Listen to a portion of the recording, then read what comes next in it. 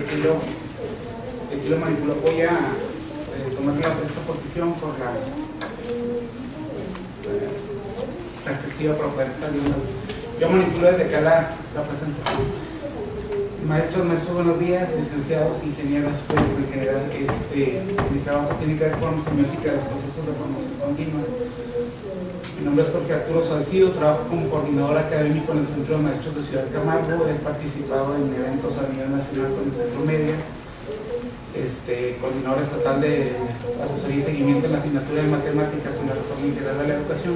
Y bueno, prácticamente lo que presento el día de hoy son algunas reflexiones sobre cómo se dan los procesos de formación continua.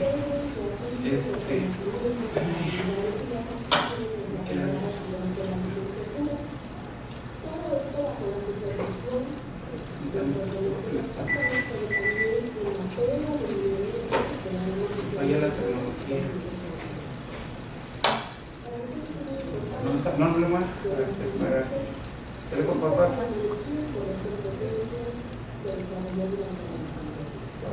¿Lo avanzamos?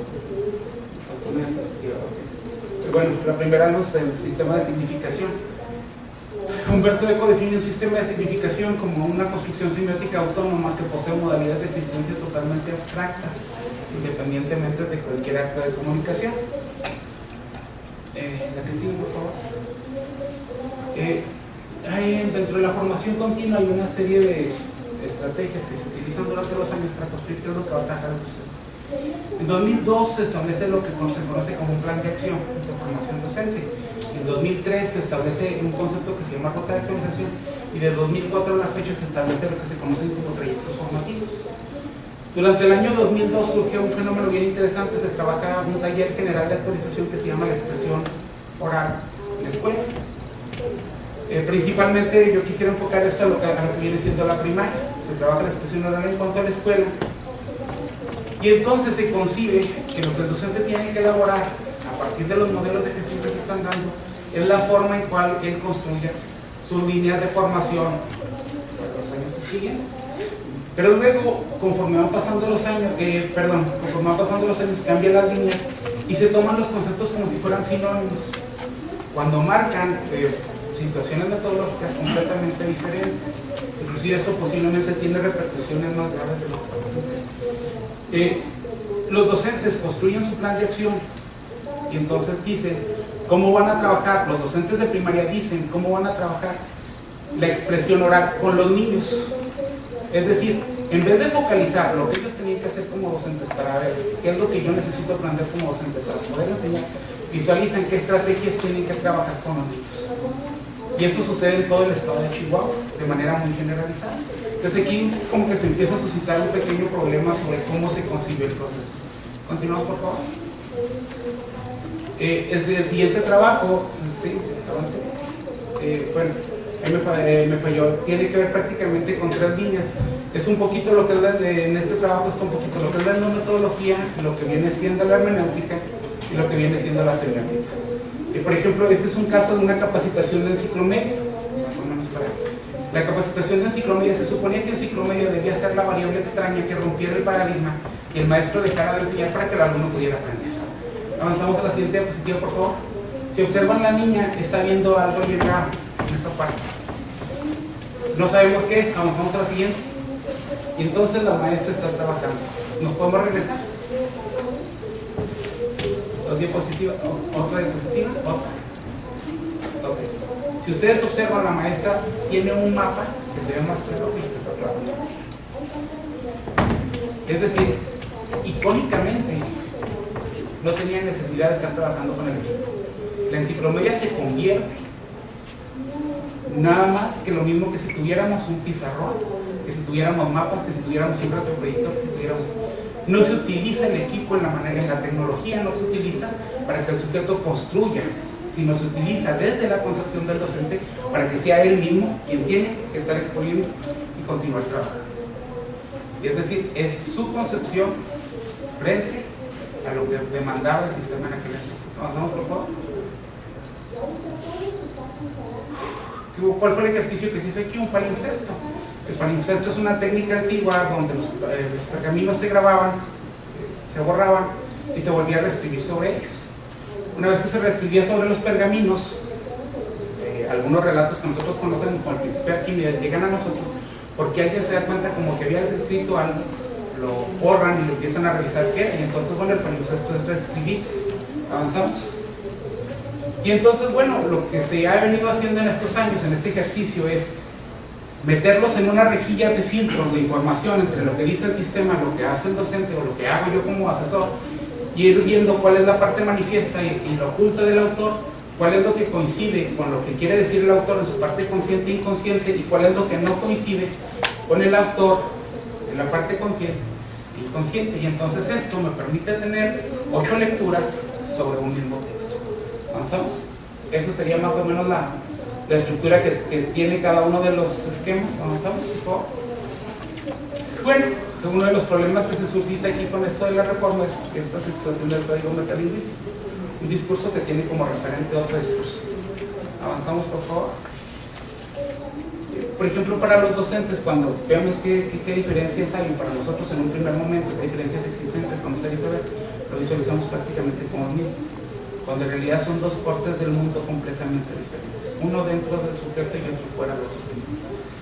Lo que marca la reforma son saberes, y en consecuencia lo que tendríamos que estar trabajando con el sujeto es lo que está dentro de él, no lo que está fuera. Sin embargo, en muchas situaciones del desarrollo de competencias precisamente intentan visualizar la parte que se encuentra fuera del sujeto, pero no existe trabajo hacia la parte interna del sujeto. ¿Avanzamos? La estructura diagramática en búsqueda de la misma.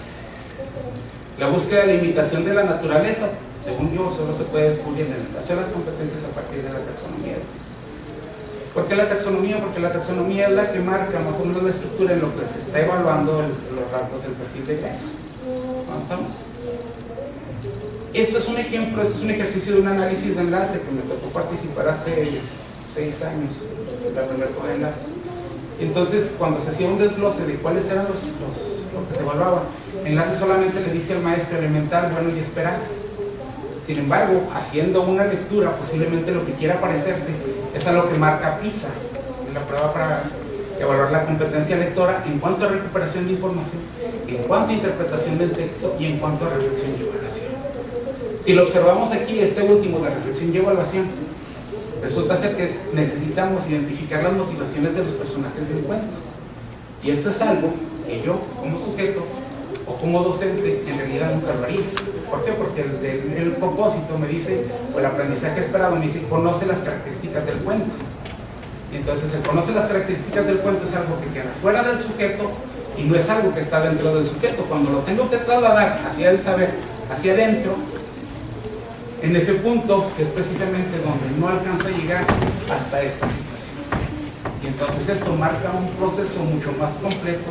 Y si con esto estamos evaluando a los docentes, qué complejidad están teniendo entre lo que él concibe desde el concepto de conocer hasta llevar a la evaluación de lo que viene siendo el saber. Esta es una tablita de la taxonomía de Bloom. Yo he visto muchos esquemas que circulan por internet. Y entonces, cuando empiezo a hacer un análisis de la estructura taxonómica de los objetivos de la educación, me encuentro con que la estructura no es tan simple como nosotros la concebimos: conocer, comprender, aplicar, analizar, sintetizar y evaluar, en 6 categorías, sino que en realidad, avanzamos a la siguiente, tiene que ver con todos estos procesos. Y entonces, cuando hacemos una lectura a partir de la misma taxonomía de Bloom y la metemos en los objetos que son la realidad ahorita, nos encontramos dos situaciones diferentes. Los aprendizajes esperados prácticamente se encuentran enunciados en el plan y programas en la parte superior, pero los procesos de evaluación, principalmente en español, llegan hasta las partes inferiores. Inclusive esto tiene a presentar situaciones bien interesantes. Por ejemplo, Sergio Tobón establece 4 parámetros de evaluación, y un primer parámetro dice, bueno, conocimiento de conceptos, y se va a principios y generalización. Pero luego, en un segundo parámetro, él se va al conocimiento de convenciones.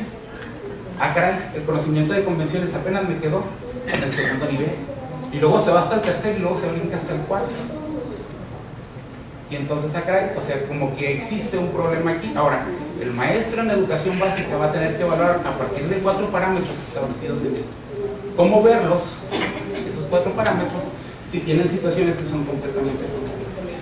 Otro ejemplo, Monereo dice, por ejemplo, que la nueva taxonomía tiene que llevar a crear al sujeto.